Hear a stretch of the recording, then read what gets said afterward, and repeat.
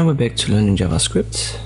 Let's talk about the data types. There are 8 data types in JavaScript. I'm gonna go over them in future videos one by one. But just as an introduction, let me show you what they are. Number 1, we have numbers.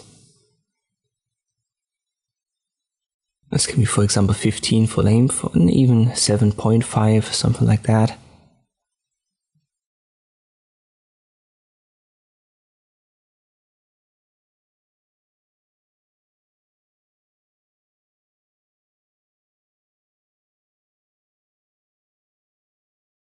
Then we have strings, and strings always have quotation marks. Numbers don't have that.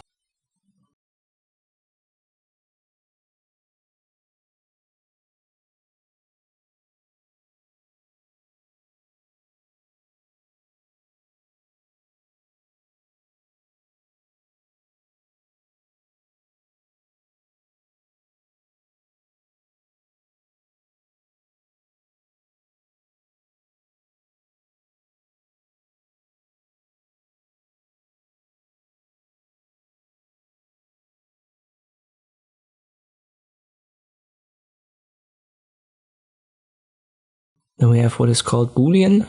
Boolean can either be true or false.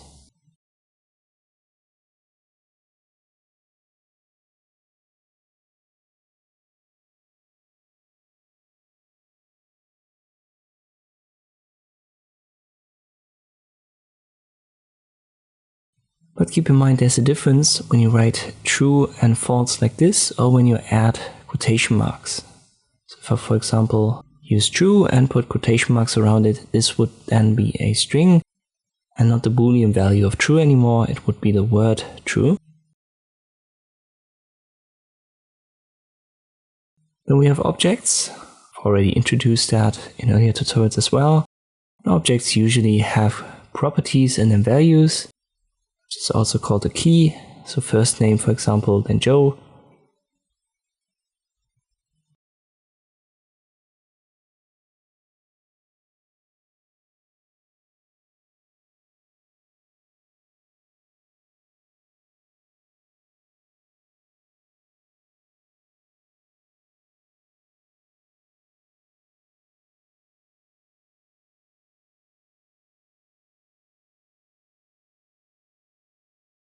And for objects, there are, you could say, subtypes. For example, an array object. And array objects don't have properties. They just have the values.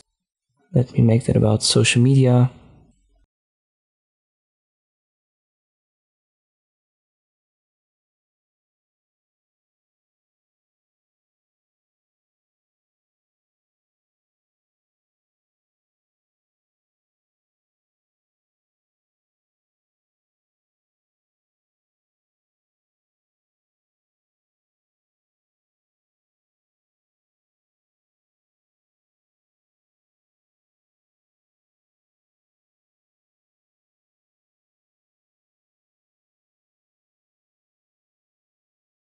And then we have date objects. You can define a specific date.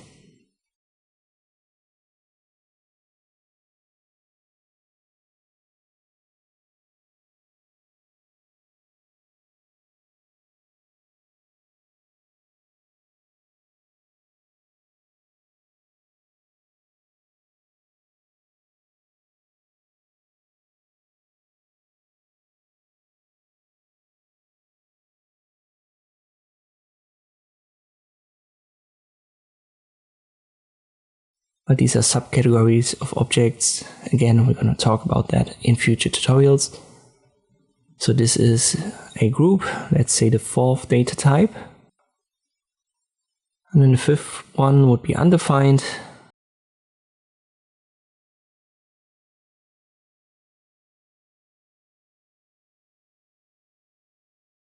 But let me add that right here to make it clear.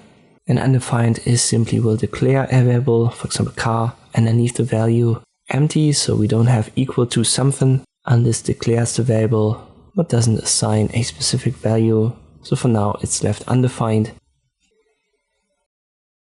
Then we have a 6th data type, which is for big numbers, because numbers are generally stored as 64 bits. And if you have a very big number, it doesn't fit anymore. And therefore a big int data type was given or invented in JavaScript.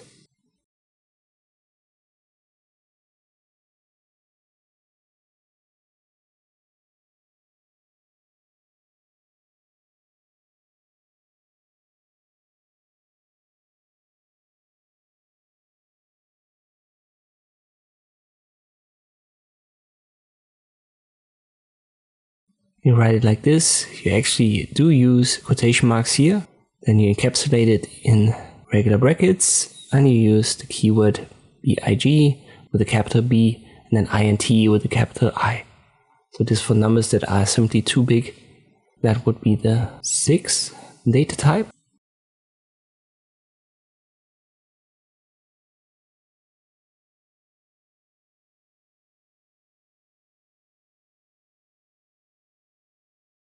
Number 7 is null.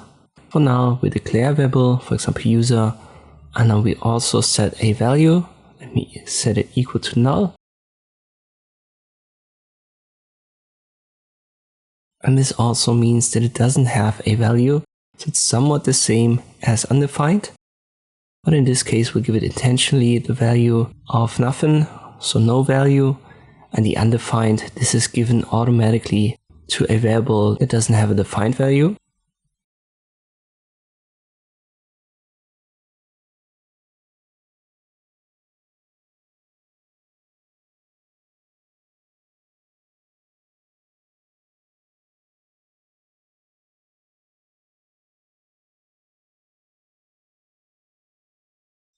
And the final one is called a symbol, and symbols are most often used on objects. Let me call this one example. Then I use the keyword symbol, regular brackets.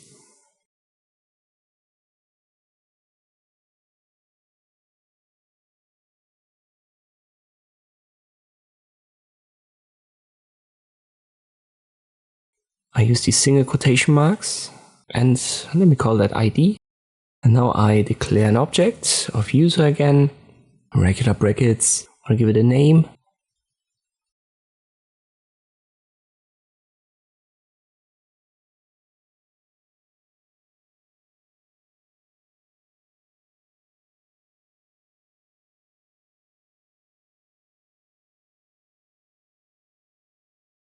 And then we use the example in square brackets, so our variable that we've declared of a symbol, and here we give it a value, let's say 1, 2, 3, 4, and this would now be the ID for the object with the name Alice. And that's usually what symbols are used for. They are used so that you don't have a conflict between the symbol, in this case the ID, and other properties that are used in the object.